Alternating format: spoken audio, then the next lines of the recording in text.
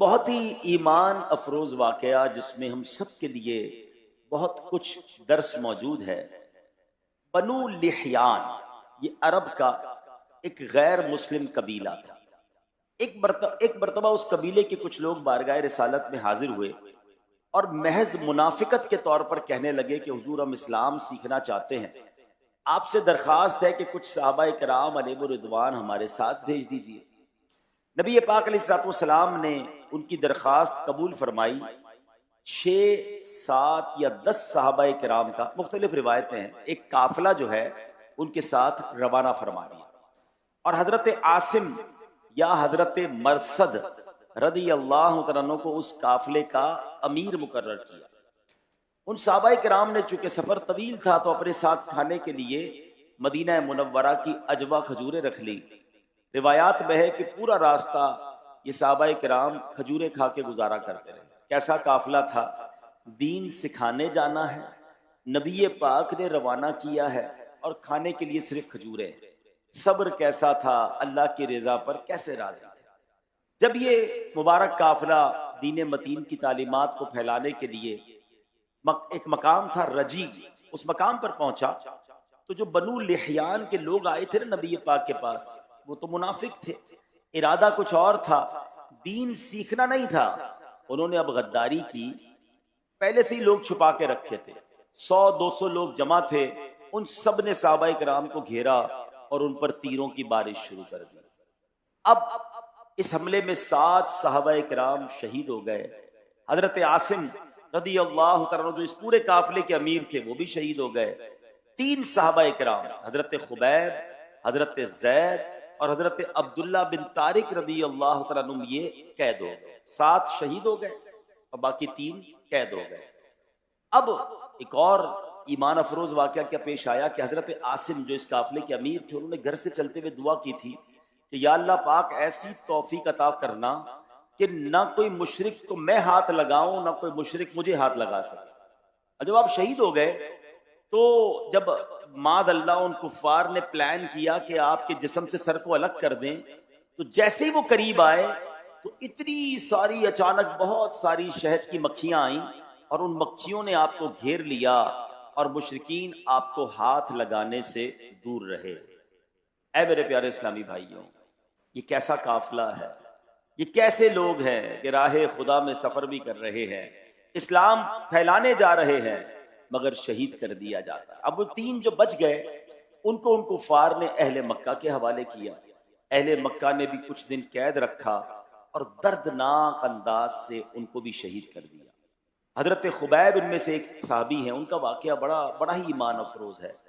ایک گھر میں قید تھے، روایت میں آتا ہے کہ حضرت خبیب اس قید کی حالت میں بھی روزانہ تہجد کی نماز ادا کرتے اور بلند آواز سے تلاوت کیا کرتے۔ آپ کی پرسوز آواز سن کر مکے کی عورتیں جمع ہو جاتی، تلاوت قرآن سنتی اور ان کی آنکھوں سے آنسو روانہ ہو جاتے، وہ روتی رہتی۔ اللہ اکبر! غور تو کیجئے پیارے اسلامی بھائیوں کہ ایک ایسا قافلہ ہے جس کے امیر کو شہید کر دیا گیا ہے، اکثر ساتھی شہید ہو چکے ہیں، کچھ قید میں ہیں، اور جو قید میں ہیں ان کو بھی پتا ہے کہ نہ جانے تھوڑی دیر بعد ہمیں بھی شہید کر دیا جائے گا۔ اس کیفیت میں بھی تہجد بھی پڑھ رہے ہیں، وہ تلاوت بھی کر رہے ہیں۔ کیسا عبادت کا ذوق تھا، کیسا اللہ کی رضا پر راضی رہتے تھے۔ اور سبحان اللہ، ہم تو آزاد ہیں نا، ہم تو قید میں نہیں، ہمیں تو کسی نے نہیں گرفتار کیا ہوا، مگر ہم کیا تہجد پڑھتے ہیں۔ حضرت خبیب جو تھے مکہ مکرمہ میں غیر مسلموں کے ہاں قیدی تھے۔ آپ کو قید کرنے والوں میں سے کسی نے پوچھا، اے خبیب کسی چیز کی ضرورت ہے؟ اب ایک بندہ قید میں ہے اور اس سے پوچھا جا رہا ہے۔ صحابی رسول کہتے ہیں ہاں، مجھے ان جانوروں کا گوشت مت کھلانا جو غیر اللہ کے نام پر ذبح کیے گئے ہوں، اور جب مکہ والے مجھے شہید کرنے لگیں تو تھوڑا پہلے مجھے خبر دے دینا۔ اللہ اکبر! جذبات تو دیکھیں۔ ایک صحابی کے بارے میں سنا کہ تہجد پڑھ رہے ہیں، قید میں تلاوت کر رہے ہیں، اور حضرت خبیب کے بارے میں ہم کیا سن رہے ہیں؟ اللہ اکبر! کہ حضرت خبیب کیا کہہ رہے ہیں کہ مجھے حرام گوشت مت کھلانا۔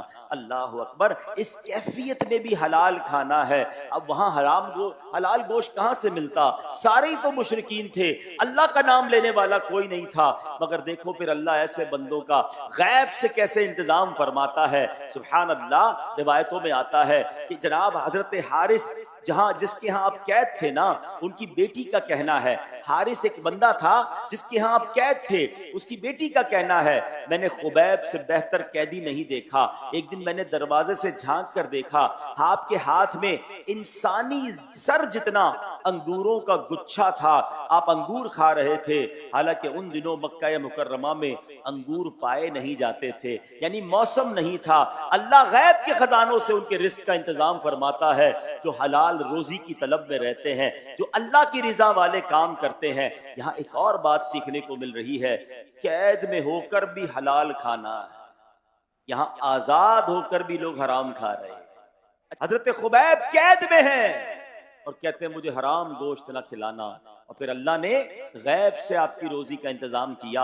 اب حضرت خبیب کی آگے بات سنیں، قید میں تھے، اب آپ کو شہید کرنے کا فیصلہ کیا گیا، مقام تنعیم پر آپ کو لے جایا گیا۔ مقام تنعیم کون سا ہے؟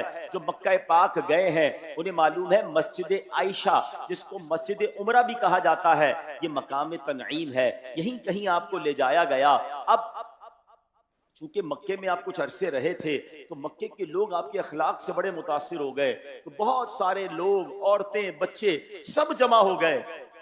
اب حضرت خبیب کو جب شہید کرنے کا وقت آیا تو آپ کہتے ہیں میری ایک تمنا ہے، مجھے شہید کرنے سے پہلے موقع دو، میں نے 2 رکعتیں ادا کرنی۔ اب آپ نے 2 رکعتیں ادا کی۔ حضرت ابو ہریرہ رضی اللہ عنہ فرماتے ہیں حضرت خبیب پہلے شخص ہیں جنہوں نے شہادت کے وقت 2 رکعتیں سنت پڑھنے کی سنت قائم کی، نماز پڑھ لی۔ اب آپ کو زنجیروں سے باندھ دیا گیا، اب آپ سے کہا گیا ایک آخری موقع ہے، اسلام سے پھر جاؤ، ہم تمہیں آزاد کر دیں گے، اسلام کو چھوڑ دو۔ اللہ اکبر، حضرت خبیب نے کیسا ایمانی جواب عطا فرمایا، فرماتے زمین پر جو کچھ ہے سب مجھے دے دیا جائے پھر بھی میں اسلام سے نہیں پھروں گا، اسلام پر ثابت قدم رہوں گا۔ اب غیر مسلم کہتے ہیں اچھا یہ بتاؤ، بندھے ہوئے ہو، شہادت کا وقت قریب ہے، تھوڑی دیر میں تمہیں قتل کر دیں گے، کیا تم یہ پسند کرتے ہو کہ تمہاری جگہ تمہارے نبی، آخری نبی صلی اللہ علیہ وسلم ہو اور تم آرام سے اپنے بچوں کے ساتھ بیٹھے رہو، آرام کرو؟ اللہ اکبر، اس کیفیت میں عشق رسول کا عالم کیا تھا۔ حضرت خبیب فرماتے اللہ کی قسم میں تو یہ بھی پسند نہیں کرتا کہ میرے آقا علیہ الصلوۃ والسلام کو ایک کانٹا چبھے اور میں گھر میں آرام سے بیٹھا رہا۔ غیر مسلموں نے دوبارہ کہا اے خبیب اسلام سے پھر جاؤ، ورنہ ہم تمہیں قتل کر دیں گے۔ فرمایا جان کا نذرانہ تو بہت کم ہے، اسلام کے لیے اس سے بڑی قربانی پیش کرنی پڑی تو وہ بھی پیش کر دوں گا۔ نعت تو ہم پڑھتے ہیں، صحابہ نے یہ پریکٹیکلی ثابت کیا کہ کروں تیرے نام پہ جاں فدا، نہ بس ایک جاں 2 جہاں فدا، کروں تیرے نام پہ جاں فدا، نہ بس ایک جاں 2 جہاں فدا، 2 جہاں سے بھی نہیں جی بھرا، کروں کیا کروڑوں جہاں نہیں۔ اللہ اکبر، اب آپ نے نظر دوڑائی، ہر طرف غیر مسلم ہیں، کہنے لگے اے اللہ اب اگر میرا انتقال ہو گیا تو ان میں سے تو کوئی مسلمان نظر نہیں آ رہا جو نبی پاک کو میرا سلام پہنچا دے، اے اللہ اب تو ہی میرا سلام میرے آقا جناب رسول اللہ صلی اللہ علیہ وسلم تک پہنچا دے۔ حضرت اسامہ بن زید فرماتے ہیں عین اسی وقت پیارے آقا علیہ الصلوۃ والسلام مدینہ منورہ میں صحابہ کے درمیان موجود ہیں۔ حضرت خبیب کہاں ہیں؟ مکے میں، مقام تنعیم پر۔ حضرت اسامہ بن زید کہتے ہیں حضرت جبرائیل نبی پاک کی بارگاہ میں آئے اور حضرت خبیب کا سلام پہنچایا، اور اب مکے والوں نے حضرت خبیب رضی اللہ عنہ کو دردناک طریقے سے شہید کیا۔ آپ زخموں سے نڈھال ہو کر جب زمین پہ گرے، آپ کا چہرہ قبلہ رو تھا اور آپ کی روح پرواز کر گئی۔ کئی بار لوگوں نے کوشش کی آپ کے چہرے کو قبلے سے ہٹ جائے، مگر آپ کا چہرہ قبلے سے نہ ہٹا۔ اللہ تعالیٰ کی ان پر رحمت ہو اور ان کے صدقے ہماری مغفرت ہو۔ اے میرے پیارے اسلامی بھائیوں، یہ ایک قافلے کی ہم نے دردناک داستان سنی ہے۔ معلوم ہوا کہ ہمارے صحابہ کرام علیہم رضوان بھی دین متین کی خدمت کے لیے قافلوں میں سفر کیا کرتے۔ یہ